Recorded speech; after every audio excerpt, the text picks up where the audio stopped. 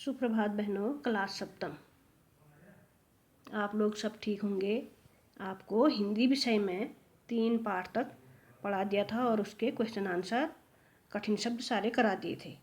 आज आपका पाठ 4 है कठपुतली। पाठ 4 कठपुतली ये कविता है। इस कविता को आप अपने बुक में ध्यानपूर्वक पढ़ेंगी और 2-3 बार पढ़ के इसे याद करेंगी। फिर इसके कठिन शब्द और प्रश्नोत्तर बताएंगे। जैसे कि कविता है, कठपुतली गुस्से से उबली। कठपुतली गुस्से से उबली। पहला पैरा है, कठपुतली गुस्से से उबली, बोली ये धागे क्यों है मेरे आगे पीछे। पीछे आगे। कठपुतली गुस्से से उबली, बोली ये धागे क्यों है मेरे पीछे आगे। इन्हें तोड़ दो, मुझे मेरे पाँव पर छोड़ दो। सुनकर बोली और कठपुतलियाँ कि हाँ, बहुत दिन हुए हमें अपने मन के छंद छुए। मगर पहली कठपुतली सोचने लगी, ये कैसी इच्छा मेरे मन में जगी।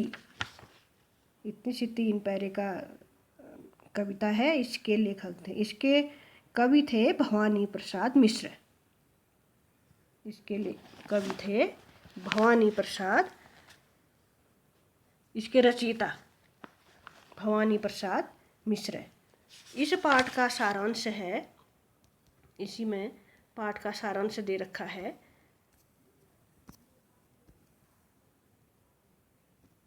इसको भी आप बुक में से ध्यान से पढ़ेंगे। यह है पाठ का सारांश। पाठ के सारांश में दे रखा है, इस कविता में कठपुतलियाँ स्वतंत्रता की इच्छा से स्वयं अपनी बात व्यक्त कर रही हैं।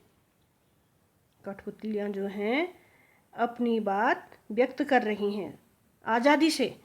उनके समक्ष स्वतंत्रता को साकार बनाने वाली चुनौतियाँ हैं। धागे में बंधी हुई कठपुतलियाँ पराधीन हैं। पराधीन माने दूसरे के अधीन।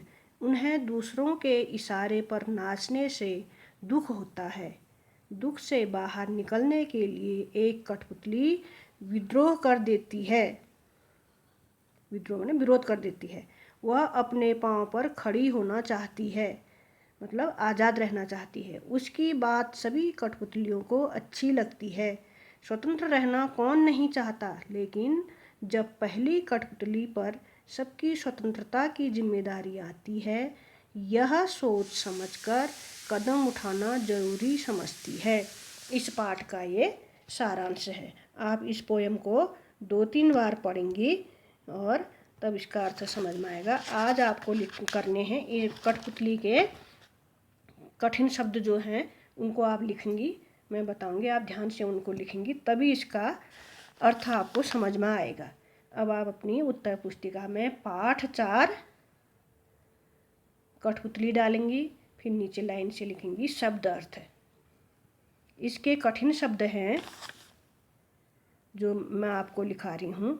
कठपुतली, कठिन शब्द हैं कठपुतली।